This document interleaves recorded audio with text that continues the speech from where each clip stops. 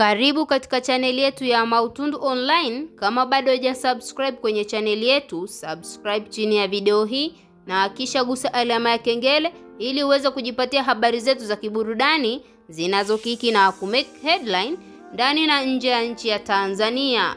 Ibana, Diamond Platinum ameweza kumfurahisha kwa mara nyingine mke wake ambaye ni Zuhura, na Diamond Platinum ikumbukwe hapo nyuma alikwisha kutangaza rasmi kabla ya mwaka huu wa 2025 kuisha ni lazima aweze kutimiza yale yote ambayo alikwisha kumwaahidi mwanadada huyu ambaye ni Zuchu. Diamond Platinum kwa sasa hivi ameweza kupiga hatua kwa kutimiza vitu vile vidogo vidogo ambavyo alikwisha kumwaahidi. Ikumbukwe hapo nyuma tuliweza kuona mzee mzima aliweza kumzawadia mwanadada Zuchu pete ya thamani pamoja na mapambo kadhaa, ambayo mapambo hayo mwanadada Zuchu aliyafurahia na kuyapokea kwa moyo mkunjufu na kumshukuru katika mitandao ya kijamii, na binafsi mwanadada Zuchu alifurahia jambo hili. Siku ya leo Diamond Platinum ameendelea kumsurprise mwanamke huyu kwa kumnunulia gari ya thamani, ambayo gari hii aliweza kumfanyia birthday, na surprise hii ameweza kumletea pale ambapo shughuli ya birthday kabla haijaweza kuanza.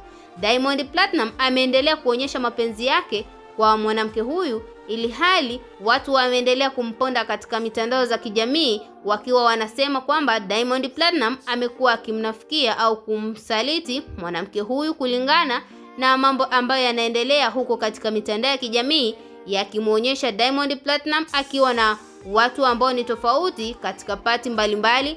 Na kitu hiki mwanadada Zuchu aliweza kukikemea huko nyuma, licha ya wanawake wengi kumvunjia heshima katika mitandao ya kijamii amekuwa akilipotezea kwa sasa hivi. Ndio maana ameendelea kumvumilia mzee mzima Diamond Platinum. Kulingana na tasnia yao ya muziki lazima waweze kupitia mambo mengi. Diamond Platinum gari hili ameweza kuliwasilisha kwa mwanadada Zuchu na kumtaka aweze kuwa mvumilivu, azidi kusubiria mambo makubwa zaidi ambayo yataweza kutimizwa ndani ya huu mwaka wa 2025.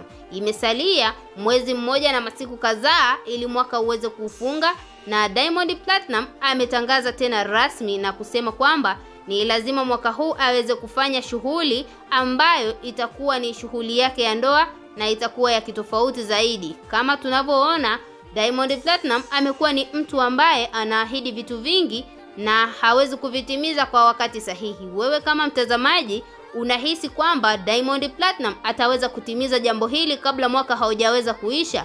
Je, unahisi mwanadada Zuchu yuko sahihi kwenye uvumilivu ambao ametakwa na Diamond Platinum? Dondosha maoni yako ndani ya comment section, na vile vile usisahau kusubscribe, kulike na turn on notification. Stay tuned.